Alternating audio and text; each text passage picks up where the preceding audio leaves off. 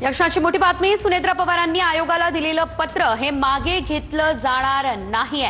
राष्ट्रवादीतील एका मोठ्या नेत्यानं TV9 मराठीला ही माहिती दिली। 28 जानेवारी 2026 हे पत्र ग्राह्य धरू नये असं पत्र होतं।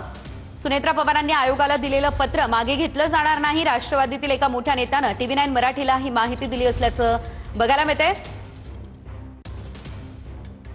हे पत्र ग्राह्य धरू नये असं म्हटलं जात होतं, मात्र आता हे पत्र मागे घेतलं जाणार नाहीये।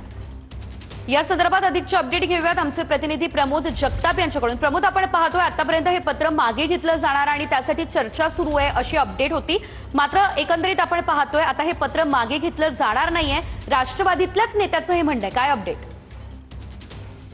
त्यावेळी राष्ट्रवादी काँग्रेस पक्षाच्या राष्ट्रीय अध्यक्षपदी सुनेत्रा पवार यांची निवड झाल्याच्या नंतर ज्या काळामध्ये म्हणजे अजित पवार यांचं निधन झाल्याच्या नंतर साधारणतः 28 जानेवारी 2026 ते 26 फेब्रुवारी 2026 या काळामध्ये पक्षाकडनं जो केंद्रीय निवडणूक आयोगाला पत्रव्यवहार केला गेलेला होता, तो पत्रव्यवहार कुठेतरी एक प्रकारे अडचणीत ठरलेला होता आणि त्यानंतर सुनेत्रा पवार यांनी आयोगाला एक पत्र दिलेलं होतं आणि त्यांनी म्हटलं होतं की हा कुठलाही पत्रव्यवहार जो आहे तो ग्राह्य धरू नये अशा पद्धतीचं पत्र निवडणूक आयोगाला सुनेत्रा पवार यांनी दिलेलं होतं। मात्र त्यानंतर आज सकाळपासून काही माध्यमांमधून बातम्या येत होत्या की त्यांनी दिलेलं ते पत्र मागे घेतलं जाणार आहे, कारण ते जर पत्र मागे घेतलं नाही तर पार्थ पवार यांच्या राज्यसभा खासदारकीमध्ये देखील अडचण येऊ शकते अशा पद्धतीच्या बातम्या सुरू होत्या। मात्र राष्ट्रवादी काँग्रेस पक्षाच्या एका बड्या नेत्यानं TV9 मराठीशी बोलताना स्पष्ट केलेलं आहे की सुनेत्रा पवार यांनी केंद्रीय निवडणूक आयोगाला दिलेलं पत्र जे आहे ते आता मागे घेतलं जाणार नाहीये। त्यामुळे सकाळपासून ज्या बातम्या सुरू होत्या त्या बातम्यांना एक प्रकारे पूर्णविराम मिळालेला आहे आणि तो पत्रव्यवहार होता। अगदीच प्रमोद, धन्यवाद तुम्ही दिलेल्या सर्व सविस्तर अपडेटसाठी।